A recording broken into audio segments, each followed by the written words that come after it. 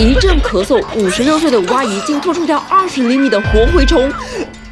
等等，蛔虫到底是哪来的？如果不小心喝下了含有感染期虫卵的生水，或吃了有人工肥浇灌的蔬菜瓜果等，蛔虫卵第一站便会冲向你的食道，一路向下抵达小肠，并在这里定居生娃过日子。但小肠也不是吃素的，消化液腐蚀和肠道蠕动的双连击，给小虫卵打得措手不及，只能赶紧转移，猥琐发育。它们趁机钻进小肠壁静脉，跟着你的血液跑来跑去，最后在肺泡半里入住。在经历2到3次蜕皮后，小蛔虫吃好喝好，体积明显变大，肺泡变得拥挤，已经无法满足蛔虫的生活了。但机智的它们早就想好了退路，在你熟睡时，蛔虫会顺着气管一路逆行爬到咽喉，只要你一吞口水，它们就能沿着消化道向下，再次回到小肠，完成第4次蜕皮，成长为一只拥有繁殖能力的成虫。一旦雌雄虫相遇，它们就会相互扭结交合。一只成熟的雌性成虫每天的排卵量可达20万个。如果没有外力干扰，这些成虫可以在你的体内存活1年左右。随着蛔虫家族的不断扩大，它们还会进一步掠夺你体内的食物残渣，这时你可能会频繁的出现空腹感，久而久之，人体肠道内营养下降，出现食欲不振、恶心、呕吐等症状。而此时，膘肥体壮的蛔虫也不再满足于肠道内的营养，一个接一个的钻孔爬出。